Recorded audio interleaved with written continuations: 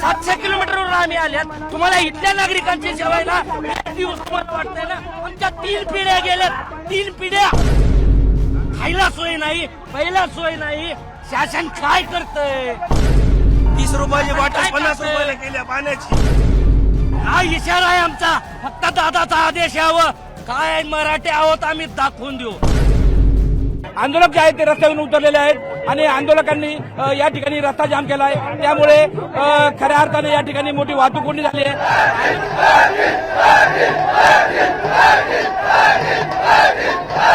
आंदोलकांनी कृपया आझाद मैदान आणि महापालिका रोडवरती आपण आपलं आंदोलन करायचं आहे. मुख्य चौकामध्ये आपण वाहतुकीला अडथळा होईल अशा प्रकारचं कुठलंही कृत्य आपणाकडून होता कामा नये.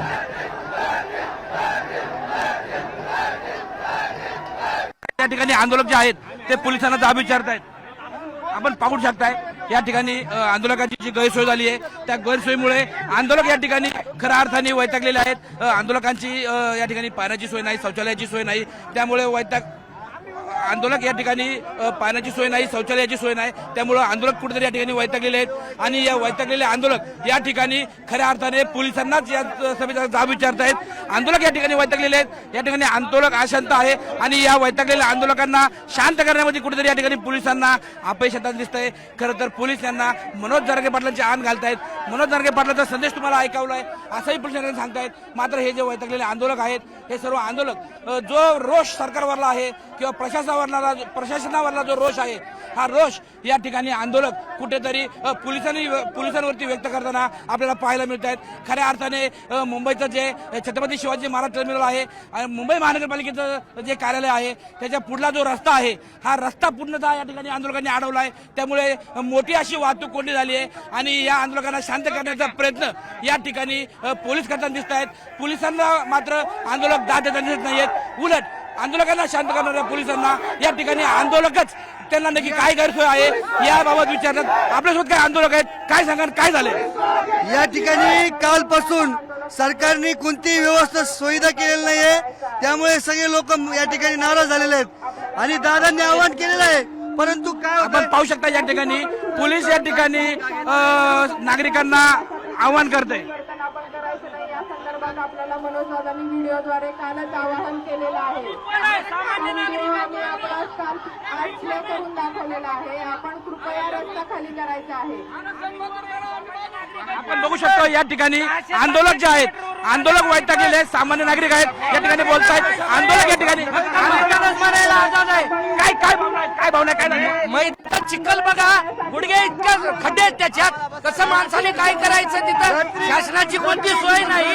तुम्हाला इथल्या नागरिकांची चिंता वाटत आहे. आम्ही कोण आहेत?